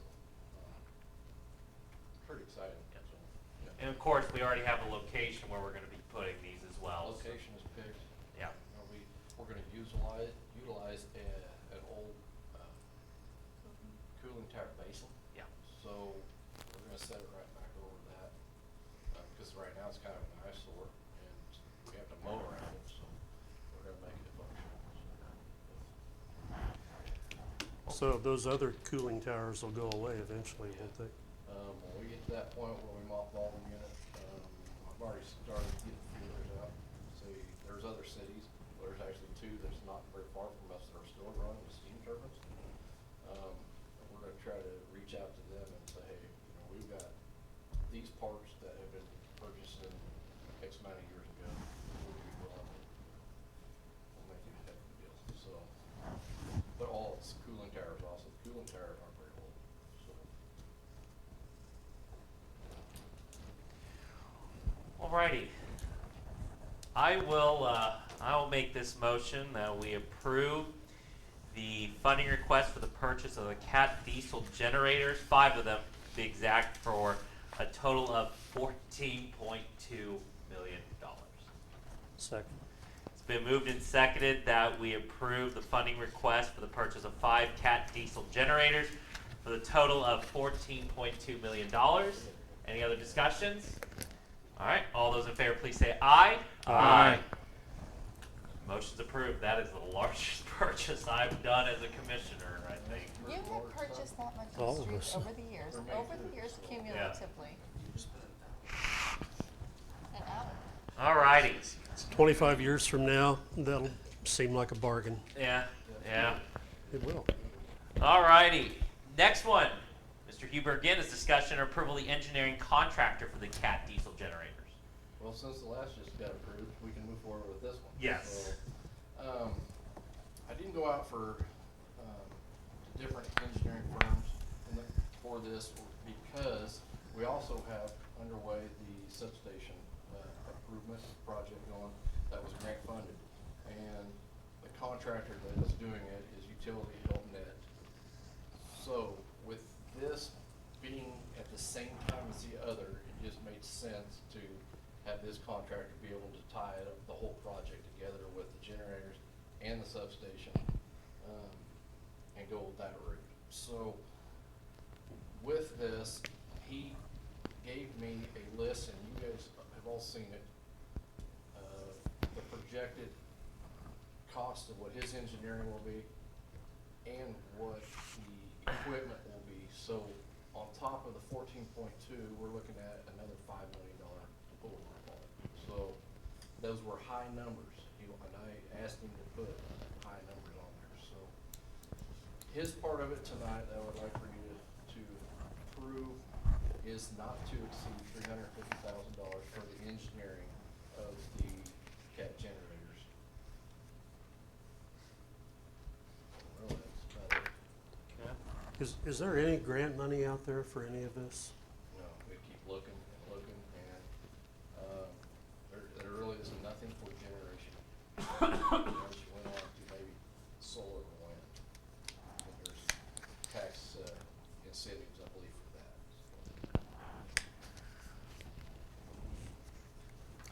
for that. However, the $3 million substation redundancy, we did receive Right. a full grant to pay for that. And so that's why this engineering firm is already gonna be on site. I'll make a motion that we approve up to $350,000 to Utility Help Net Inc.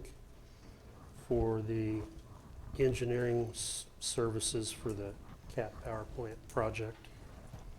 Second it. Is that correct? Correct. It has been moved and seconded that we approve the engineering contractor for the Cat diesel generators from Utility Help Net for a total not to exceed $350,000. Any other discussion? Okay. All those in favor, please say aye. Aye. Okay. I would like to add, and I appreciate that, thank you guys. We are, after he engineers this, the city, my line crew is gonna try to do as much as they can on this project of installing underground and cables and all that, and try to keep the cost down. We have a little bit budgeted already for this project, and when we start moving forward, Regina and I were talking that, you know,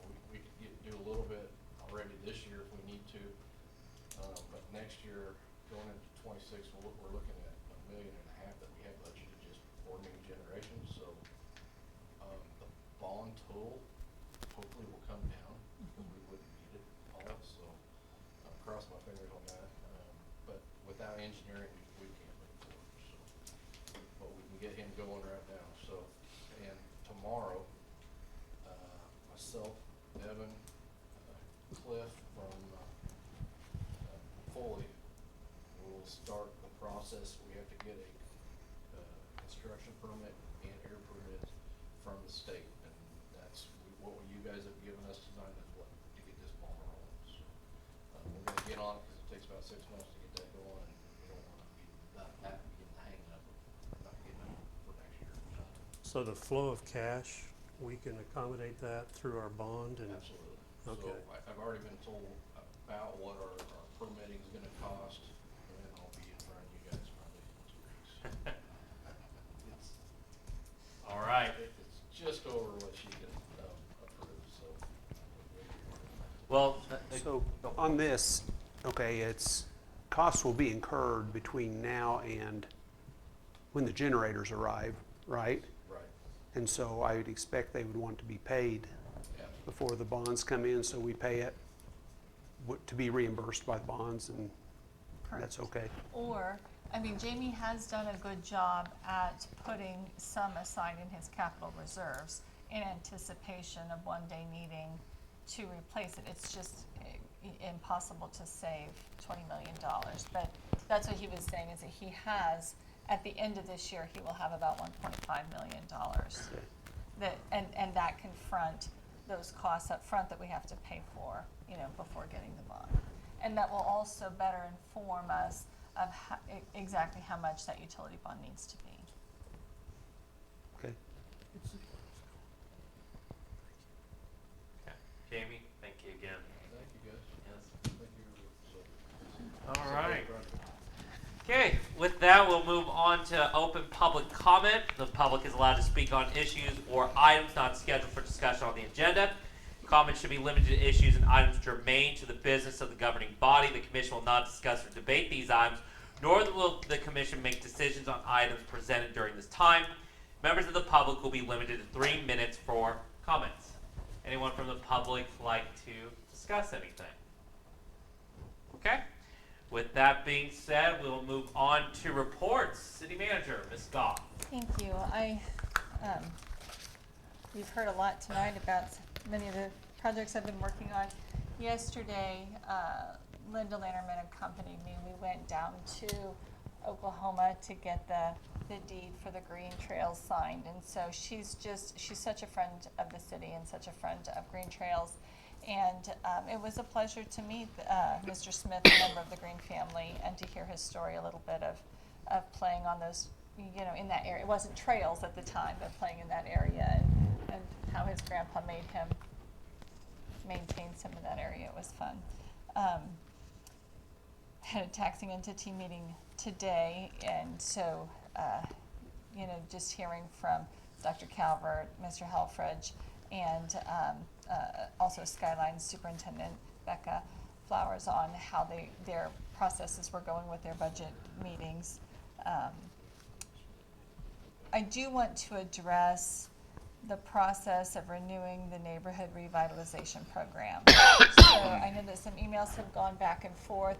I responded to one of those emails to let you know, okay, so the idea of the neighborhood revitalization program is that blighted areas would receive tax rebates for a number of years in order to address those areas. There has been some debate back and forth. The previous neighborhood revitalization program for Pratt County included the entire county. Both Tyson, who is the county councilor, and Cody, our own city attorney, have opined that that's not what the tax revitalization program was meant to be. It wasn't meant to cover the entire county. And so, as the city manager and the administrator for the city, I put Robert Walker as the point person. He works with the blighted areas, he works with nuisance properties, he drives the streets, he knows the streets.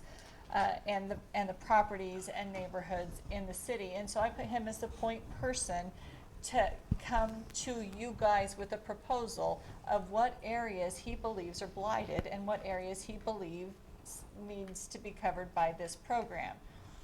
I really don't see, and I know that I've talked to several of you individually, and I've talked to members of the county, the idea of putting all of the commissioners in one room from all of the different taxing entities before a recommendation is given to you by a member of our staff, I don't know how productive that will be.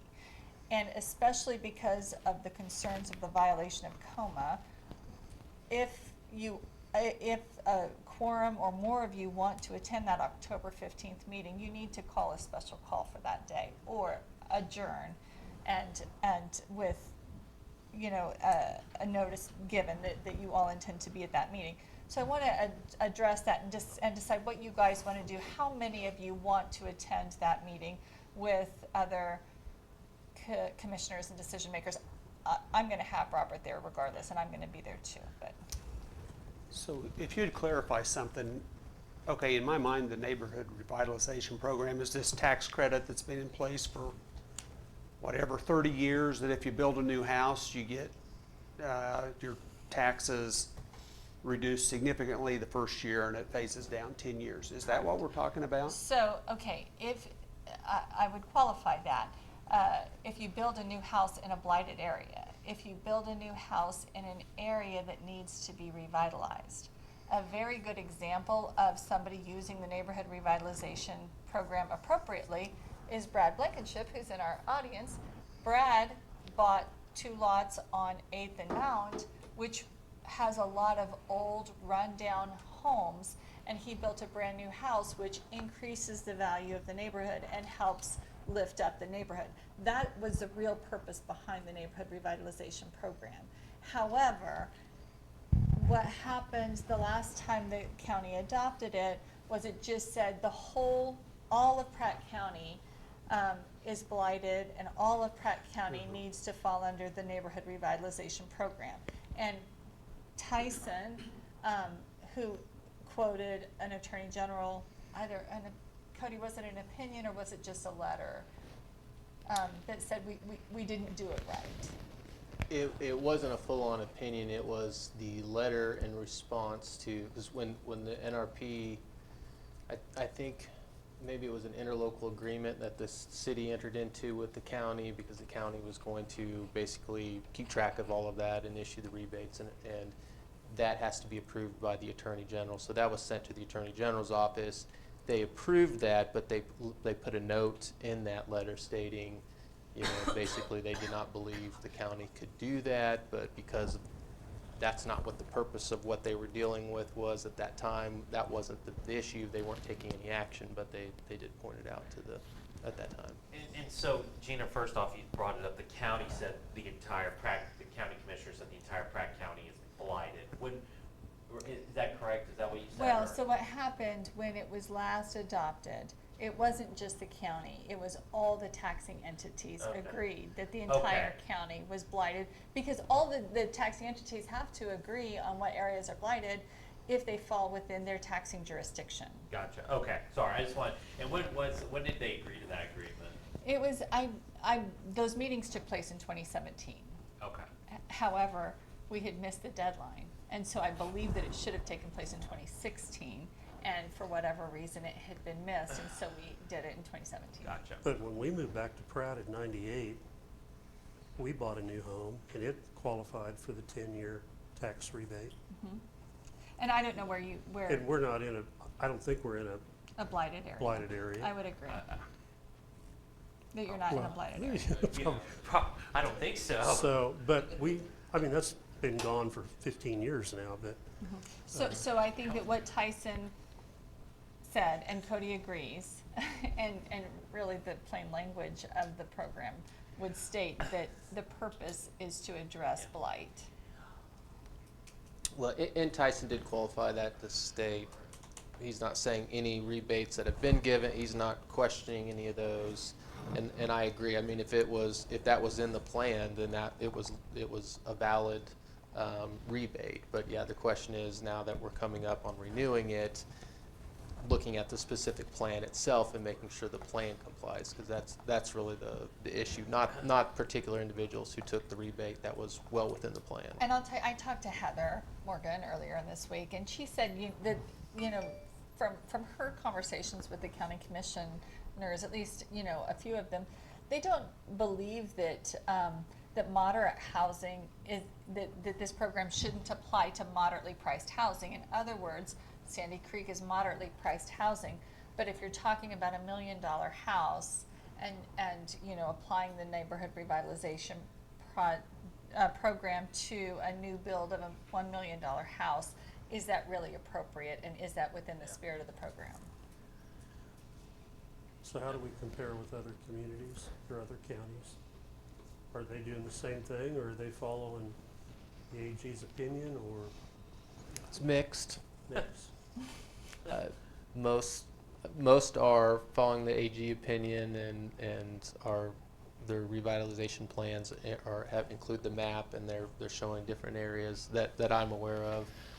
But I'm also aware of a few that have gone against council's advice and are pursuing the entire county. So. Well, I don't think we should go against council's advice first, in my opinion anyway. So your question tonight is, who wants to go to that meeting? If you're gonna, right, is there interest in everybody going to that? I just can't imagine being in a room with 5 city commissioners, 3 county commissioners from Preston and Iuka and 382 and Skyline, and all of you guys trying to draw lines and decide what areas are blighted and what areas are not. I don't know that that's gonna be productive. I have to agree with Gina on this. I mean, we hired Robert for a reason. I mean, we have a code enforcer for a reason.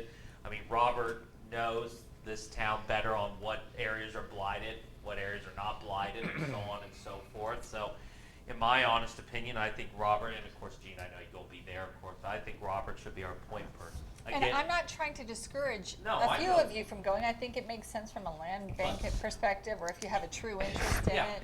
but I think also too, having 5 commissioners, 3 county commissioners, all these people, I mean, we're all gonna have differences of opinions. I think if we had just have a point man, it'd make it easier. Now again, if you guys disagree with me, if you all wanna go, that's fine. No, I'm comfortable with point in doing that.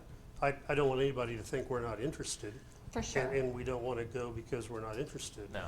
I think that we have qualified people that can represent us and report back to us what they've learned or what they recommended. So I'd like to go, but I don't think I need to. Well, so long as there's less than a quorum, you're welcome to go. Gary, do you have an interest in going? It's so different now than when it started.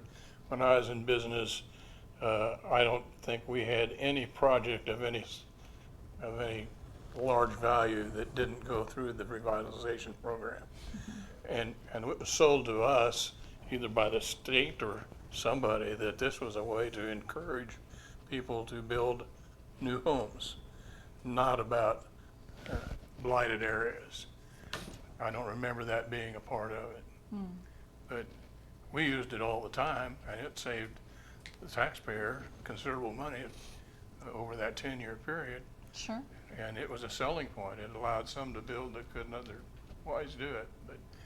But I think the emphasis maybe from the state has changed, because we never talked about that, the blighted areas, with our clients. Monty? Oh, I'm fine not going. I think, how you draw the map for blighted has a lot to do with how broadly it is used. I have liked that program. We built a house utilizing it. I think it's a great encouragement to build. I'm a rule follower, but there's gray area in how you draw the map. And so I am inclined to be more aggressive about how big to draw the blighted, although I really don't like a lot of what we have as being called blighted when it's not. Obviously all of Pratt isn't blighted. So please go figure it out. Robert, you willing to take that, will be our point man? Yes, sir. All right. So, but again, up to 2 commissioners could go without Right. violating coma. So I just wanted But, to make no, that I clear. understand. I just feel, I mean, I care, but I feel like we should rely on our experts, and Robert is our expert, and that's why he's the building inspector, code enforcer, so I mean, And we do need to listen to Cody's input. Yes, You know, he's I served agree. us well, so. as city attorney, I agree. Not as city attorney, as a commissioner, I agree with the city attorney. So anyway, that's enough for me, Okay. unless you have any questions. All right. Any questions for Gina? Okay. And for our final meeting, I'm gonna surprise everybody, and I really don't have anything. I really don't. If anything, needed to be reported, I'm just gonna let Jeff do it, because he'll be sitting here next time doing this gig. well, Russ, I'm just gonna say this now. It's gonna be hard for me not to see you sit there, you know, but I just wanna say 40 years of service to this town is awesome, and, you know, your vast knowledge of everything is gonna be widely missed. But I just want you to know from the deepest part of my heart, I appreciate everything you've done for this town. I appreciate the opportunity of working with all of you. We've got a good team, and not everybody thinks that way, but we all do. So. And I know you've always do our best. And you've always done your best, and I know you've always tried to do the best you can for us. I appreciate that. Yes, he has. And so I just want to clarify, so we are in the middle of interviews right now. But in the interim, it has been decided that Jeff Shanline is going to serve as the interim Public Works Director until a permanent one is announced. Okay, perfect. When do you, hopefully you'll be hiring a permanent one? Well, we're in interviews right now. The hope is to at least have a hire, have a position offered and accepted by the time Russ leaves. But there could be some time in between where somebody has to, where there's some cleanup time. Either way, that way the city has a plan, and there is somebody who will sit in immediately and be able to, Jeff is fully capable of doing that. Yep. Oh, I know he is. Jeff will take good care of you. So are you available for consultation and Yes. reference? Yes.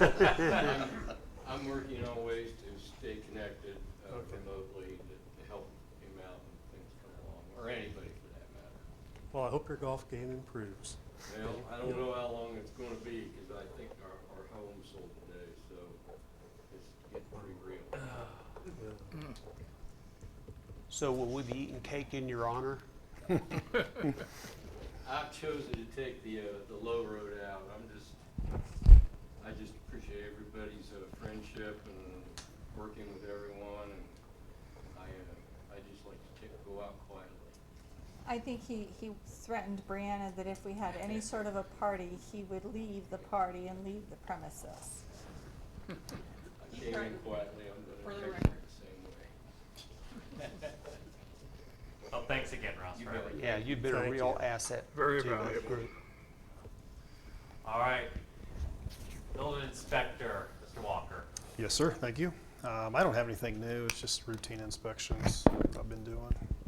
Got a few properties cleaned up and mowed, so Yes. keep on keeping on. Okay, perfect. Thank you. Any questions for Robert? Okay, awesome. Electrical department, Mr. Huber, anything? I really don't have anything either. We did get a new hire at the power plant, so that's one step forward. We've got at least one more we need to get, but other than that, day-to-day operations is going. Okay, perfect. Any questions for Jamie? All right, awesome. All right. Recreational department, Mr. Crouch. Thank you, sir. We have flag football, soccer, volleyball, all starts this Saturday morning. We got a total of 17 flag football teams, 6 soccer teams, and 16 volleyball teams. So they'll be out at the Keller Sports Complex, and then volleyball will be at the municipal building. Just a heads up for Tiffany, we will have the Liverpool Legends Friday, 9/26 at the municipal building. So that's coming up. throw that out there for her tonight. And then also the Oktoberfest this weekend, 9:20, 5 to 10 at Lemon in the parks. So that's all that I've got. And you got any questions for me? I don't think so. Any questions for? Okay. Thank you, Justin. Yep. Thank All right, Police Department Chief Oler. Thank you, sir. An update on the building project for the community center. The request for proposal and diagrams were sent out to 4 local contractors for review. We're working on them. I filled in a couple questions on some of the details from 2 of them. The order for the radios that the commission approved in the last meeting, there was a slight change in the price in that for the good. They're going to be slightly less because the original quote included NiCad batteries. We're upgrading to lithium ions. Kenwood now provides lithium ions. So there was an upgrade to the extended life for our patrol guys working the 12-hour shift, but that quote came in $1,300 less than the approval. So a little good news. Won't pay for Jamie's project, but it does save us a little money. As kind of some of the details of this new position that I'm going to come into, there's questions like parking and stuff. I filled out a question from a citizen about the UTV registration that the commission had passed a couple years ago to allow golf carts and UTVs on our city streets. There's not really anything that needs to change in ordinance, just policy and procedure, the way that the city, the police department has been. We have not been in compliance with that ordinance by issuing tags for those units.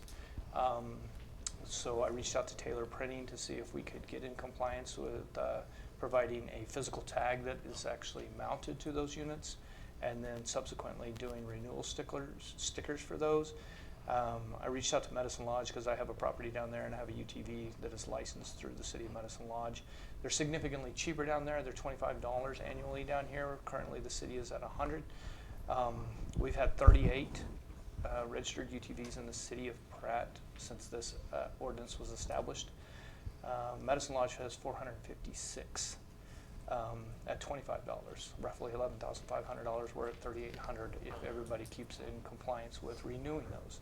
So I think we need to revisit maybe that, and maybe it's a cost prohibitive fee. So I've been looking at that, but the license plate and stickers will go into effect as soon as we can get them ordered. Taylor Printing is designing the small license plate, and pending approval of me to get those ordered and start issuing them, and we'll issue them to the people who have already paid for those, and then it'll be just a simple registration sticker after that for subsequent years. So do you want to re-look at the cost of registration at the next meeting, or is this? I'm not sure. It wasn't established in the ordinance, the cost. It just mentions the cost, but it doesn't say that it shall be $100. So I did have a little conversation. Global fee resolution. It might be on the global fee resolution. And Okay, so and we'll look at that those. may need to be amended. I don't know if the $25 like Medicine Lodge does is appropriate, or if it needs to be more or less, but I don't know if the $100 is just out of line and people are not utilizing that program because of the cost of it, but it is steep. To me, it seems significantly prohibitive. So if Medicine Lodge can generate $11,500 in revenue by tagging these UTVs and golf court on their city streets, certainly the city of Pratt should be able to accomplish that and more, I would think. And I know it's not a revenue thing. We're not looking to make money off of this, but we have very low participation in this program. I don't know the why, but I guess something we could. Yeah, I don't know if you remember. Yeah, yeah. It was not a favored, It wasn't at the time, no. right, to have the UTVs on the street. So with every administration, there is change of opinion, and I think that Joe feels more comfortable with golf carts and ATVs and UTVs on the city streets.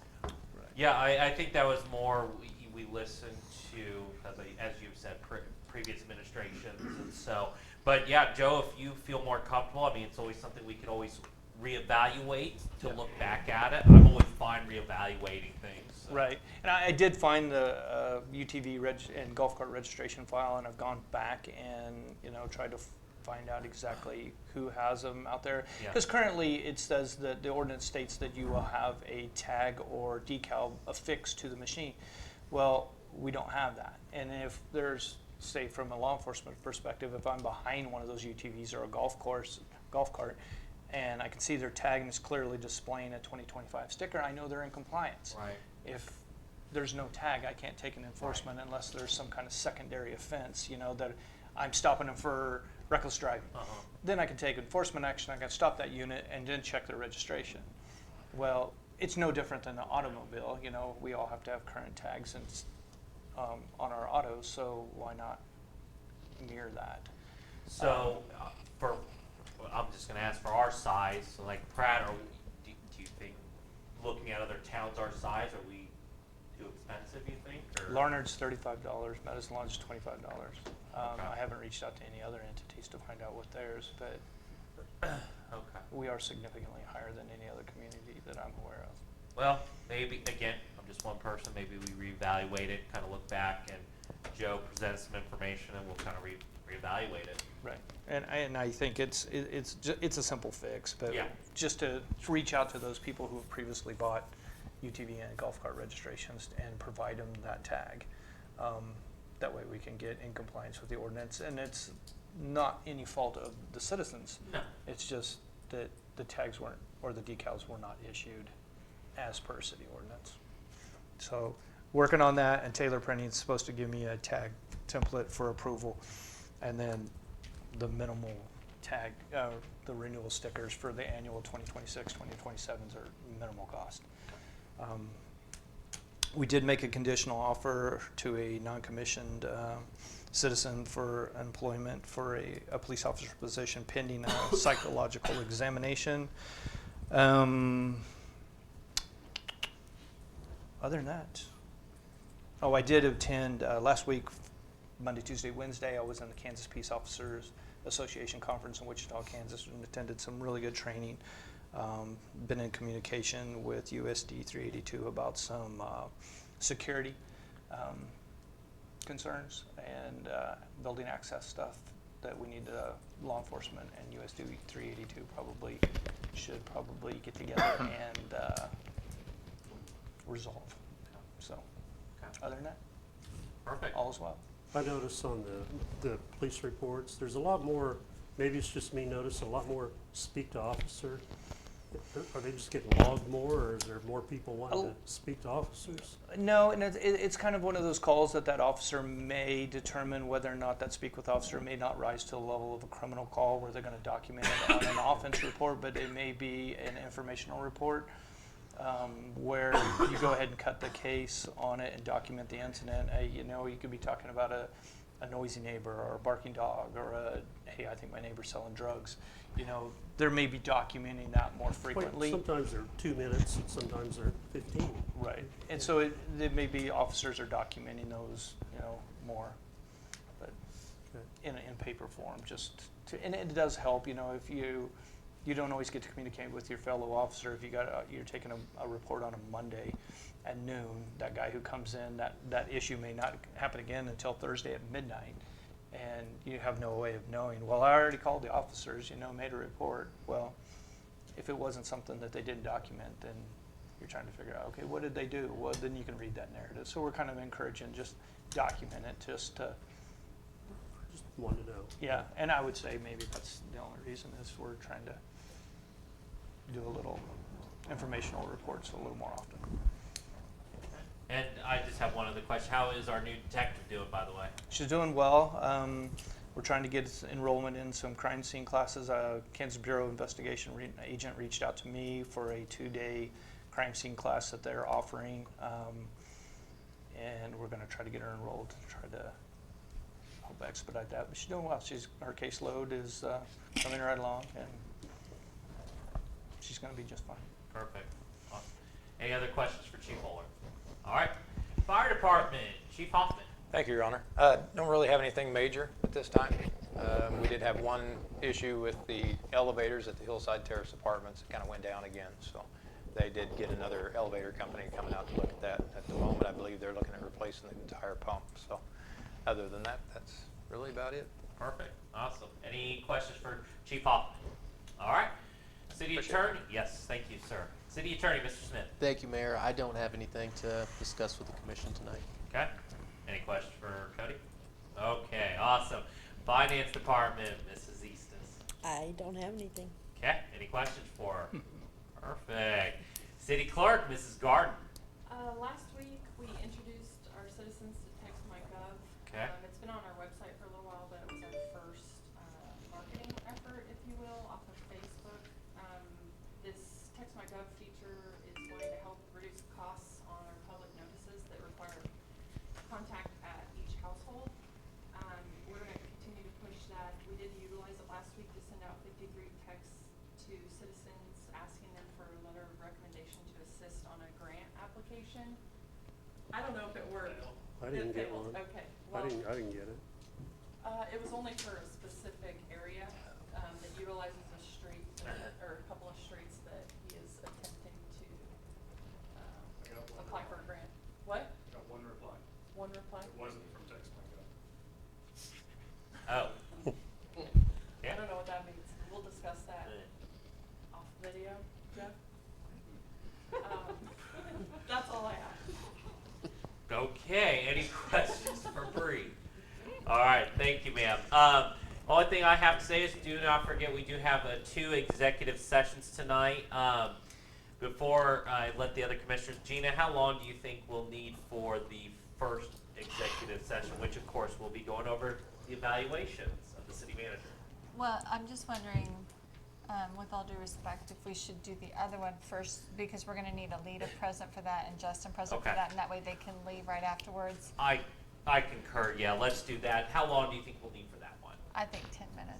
10 minutes? Okay, Yeah, perfect. I think All right. that's plenty. I just want to make sure I write that down, so. Okay, other than that And though, then, oh, is that all you need, or do well, you yeah, need 'cause the other one we can just do that. I mean, not unless, how long do you think we'll need for the other one? I'm hoping that we need 5 minutes for the next one too. but- I don't think we'll need a long time, but we'll just discuss Maybe that. 15. Maybe 15 tops, so, but, all right, Nothing. okay? I just had a question. In our packet, there was that letter from Gallagher. Right. What did that mean? And then the AM best ratings, it was non-applicable for Blue Cross and Blue Shield. What did that mean? So Gallagher sent that to me, they said as a transparency. Well, I think that the softer word Okay. was a full transparency. But I didn't analyze all of that, Okay. to the T. It was, because they sent it to us, I wanted it to be included in Okay, fact. all right, fair enough. Okay, and Commissioner Schmidt? No. Okay, awesome. With that being said, I'd like to make a motion that the City Commission recess into executive session with the city manager, the city attorney, the finance department, and you said Justin too, correct? Justin, correct. And Justin Crouch for consultation regarding a matter which would be deemed privileged in the attorney-client relationship pursuant to the attorney-client privilege exemption in KSA 75-94319B2. I think Second. thank you. It's been moved and seconded that we go into executive session to discuss attorney-client privilege. All those in favor, please say aye. Aye. Aye. Okay. I'd like to make a motion that we return out of executive session with nothing to report. It's been moved and seconded that we come out of executive session with nothing to report. All those in favor, please say aye. Aye. Okay. I'd like to make just a quick, short reset, not a reset, but a short little break. So, comfort break.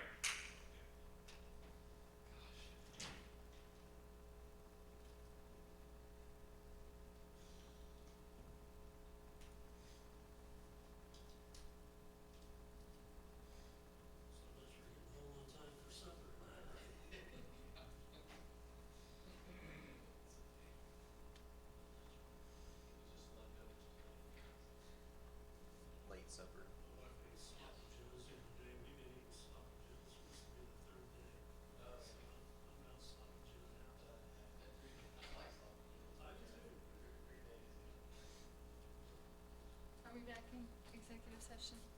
We're on comfort break, yes. Okay. Comfort break, so it is, it's still going, it's reporting. Okay, well, I'm back.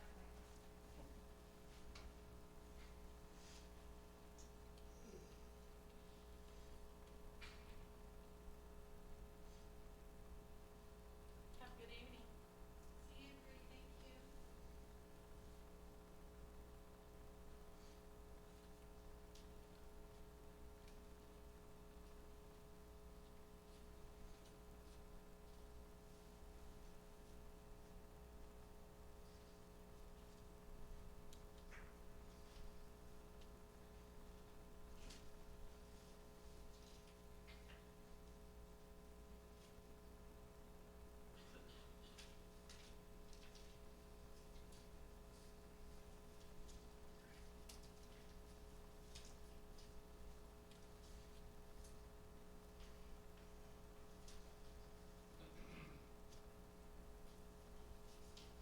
Okay. All right, so, before I make this motion for the other executive session, Gina, how long do you think we'll need for this one? What do you guys think? It's 10 minutes tops? Okay. Okay, so do we wanna say 20? Let's do 20 minutes. 20 minutes? Or 15? What do you think? 15, okay. All right, we'll make 15 minutes there. So I'd like to make a motion that the city commission recess into executive session with the city manager and the city attorney to discuss the city manager's evaluation pursuant to non-elected personnel exemption in KSA 754319B1, and where we will return back at 7:35. Second. Been moved and seconded that we go into executive session for non-elected personnel. All those in favor, please say aye. Aye. Aye.